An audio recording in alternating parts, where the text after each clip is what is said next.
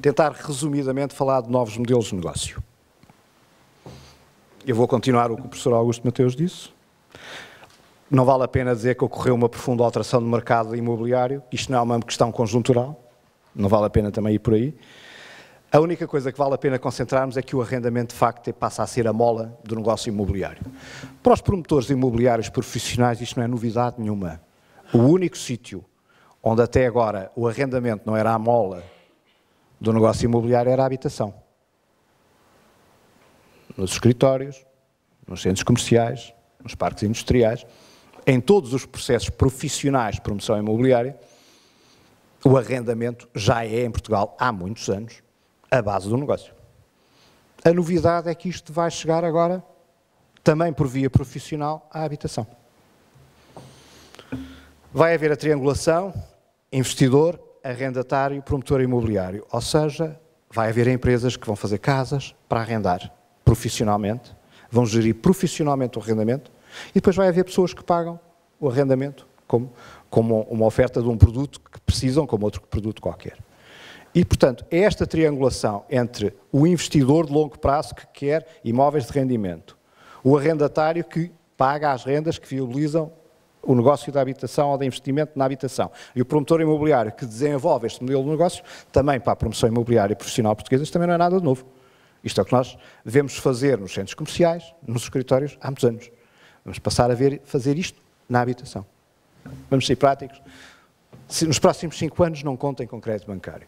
Ora, fazer promoção imobiliária sem crédito bancário é uma novidade. E, portanto, nós vamos ter que encontrar formas de fazer isto.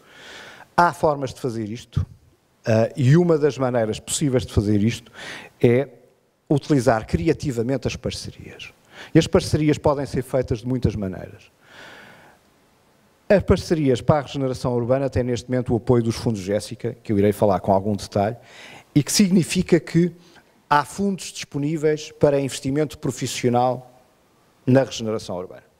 Só que tem um preço, que é um preço absolutamente decisivo. Tem que ser investimento transparente, tem que haver participação e discussão pública dos projetos, e isto são requisitos incontornáveis deste tipo de financiamentos. Eu atrevo-me a dizer que isto são requisitos incontornáveis da nova reconstrução das cidades. Vamos todos, nesta indústria e nas outras, ter que nos habituar a contas transparentes e discussão aberta sobre os programas. Eu sei que isto não é uma prática que nós tenhamos há muitos anos, há quem diga que não temos nenhuma, e eu acho que há muito pouco. Agora, para ter acesso a este tipo de fundos, se não houver isto, não há acesso. Não vale a pena termos ilusões. Isto significa que os processos tendem a complexificar-se e há aqui uma sofisticação súbita dos procedimentos que é preciso ter. Coisas simples como medir uma área de um apartamento vai deixar de ser uma opinião livre, vai passar a ser uma coisa que segue um conjunto de procedimentos internacionalmente definidos. Eu desafio os presentes a saberem quais foram os procedimentos que foram utilizados para medir as vossas casas, onde vocês empenharam os próximos 40 anos, e nem sei se todos estarão de acordo com os requisitos necessários. A partir de agora vão ter que estar. Porque se não estiverem, não têm acesso a este tipo de financiamentos.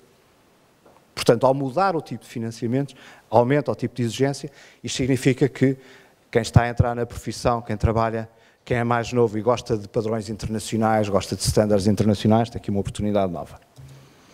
Portanto, os fundos Jéssica são fundos em que a União Europeia mostra a aposta nas cidades como fator de competitividade e crescimento, a tal escada que o professor Augusto Mateus falava há um bocadinho, e são fundos de fundos que permitem o investimento integrado e sistemático das cidades. Estes fundos têm uma característica. Primeiro, não são fundos a fundo perdido. Portanto, quem pensa que isto é dinheiro que vai como veio algum do outro, tire daí a ideia. São fundos que têm que ter uma característica muito clara, têm que ter retorno positivo. Têm que ser reembolsáveis na totalidade. Qual é a vantagem que estes fundos têm? Sabendo que os processos de regeneração urbana são processos em que o mercado ainda não está com os indicadores e com a experiência necessária, a União Europeia aceita que estes fundos tenham uma taxa de remuneração abaixo da taxa de mercado. Mas com a condição de serem devolvidos integralmente. Podem demorar 20 anos a serem devolvidos, mas têm que ser integralmente devolvidos com retorno positivo. Pode ser pequeno, mas tem que ter. Qual é a grande vantagem? Uma vez conseguido o retorno, ele está completamente disponível para ser reaplicado em projetos semelhantes. Ou seja, ao contrário dos fundos estruturais que vão acabar em 2013, esperemos, se não acabarem é mau sinal, que acabam nesse período, estes fundos podem continuar muito para além disso. Estes fundos destinam-se a investimento na regeneração urbana, podem ser investidos, por exemplo, em parques de estacionamento, podem ser investidos em imobiliário até mais convencional, com uma limitação: não podem ser investidos em habitação convencional. A União Europeia não aceita que estes fundos sejam utilizados para a habitação convencional, mas aceita que sejam utilizados para habitação de estudantes, para residências séniores ou para residências turísticas. Portanto, se nós todos percebermos quais são os problemas das cidades portuguesas e percebermos que há problemas de terceira idade e que há uma apetência forte por parte dos estudantes de morar nesses sítios, temos aqui uma combinação que tem fundos à disposição e que pode ser utilizado. Agora, é evidente que não estamos no melhor dos tempos para estas coisas serem feitas. Mas estes fundos existem, estão à disposição e não dependem de crédito bancário. Em Portugal nós estamos a dar os primeiros passos, já andámos a discutir muito tempo o regulamento, o costume. Mas eu acho que mais cedo ou mais tarde isto vai arrancar e vale a pena estarmos todos cientes que isto é, digamos, na panóplia de novos negócios que a reabilitação ou a regeneração urbana pode trazer, são muito importantes. Então vou acabar, tentando não alongar muito mais, com as tais recomendações que o Urban Land Institute dá a quem quer investir com sucesso na reabilitação urbana. Isto são recomendações que são feitas a nível europeu, mas que posso-vos dizer, pela experiência que tenho, que há muitos fundos de pensões não europeus que olham para isto com grande interesse. Primeira coisa, é preciso reconhecer que as cidades têm um caráter único, perceber as cidades. É preciso saber antecipar as mudanças demográficas e aqui nós, aqui em Portugal, como no resto da Europa, temos um problema a acrescentar aos outros que se falaram até agora. Portanto, se calhar valeria a pena pensarmos em começar a importar pessoas para ocupar as nossas infraestruturas e ajudarem-nos a pagar a dívida. Identificar as cidades que tenham talento. Isto é um critério, do ponto de vista internacional, absolutamente decisivo. Cidades que não se sente o talento criativo são cidades pouco atraentes para o investimento imobiliário institucional. Concentrar-se na conectividade, a capacidade das cidades estarem ligadas ao mundo em todos os sentidos, não apenas no sentido aeroportuário do termo, é muito importante. Procurar o tipo certo de governo urbano. Um governo capaz de cooperar com o investimento privado. Não de dizer, a partir daquela rua, já é outra Câmara. Não esquecer o contexto nacional, e aqui somos contextualmente penalizados pelo estado da economia, mas as cidades continuarão a precisar de toda a atenção. E desenvolver, neste sentido, promover, de acordo com a história da cidade. Prioridade à habitação e aos escritórios. A importância dos usos mistos, acabar com a monofuncionalidade.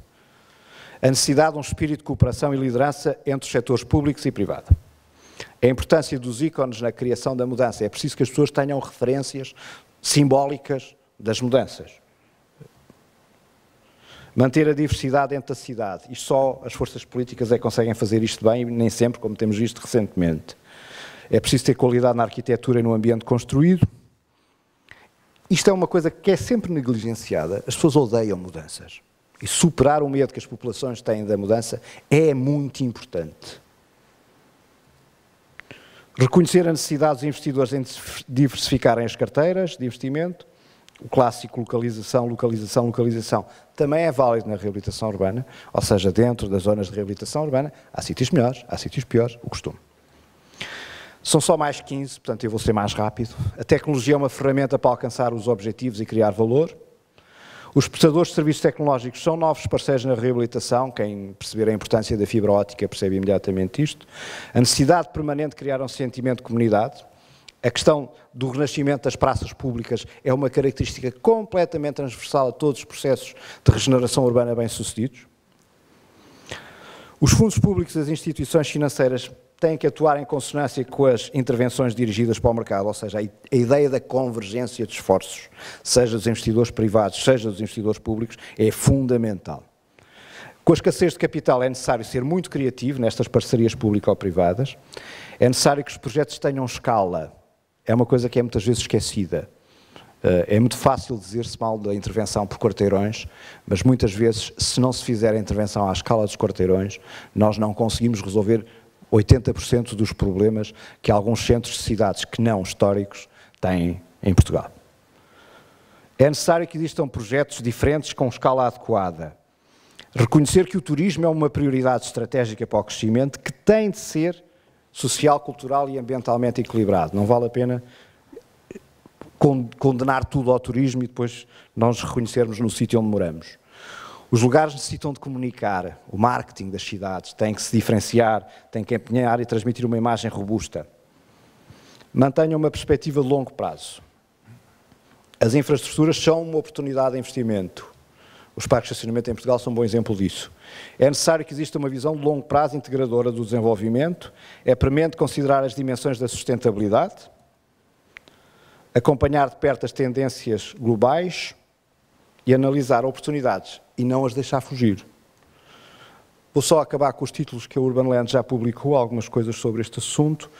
A Urban Land faz pacotes de informação atualizados que, à boa maneira americana, mete-lhes uma argola e vende por séries, mas que têm uma boa coleção de informação. Isto é um produto um bocadinho pré-internet, mas continua a ser útil.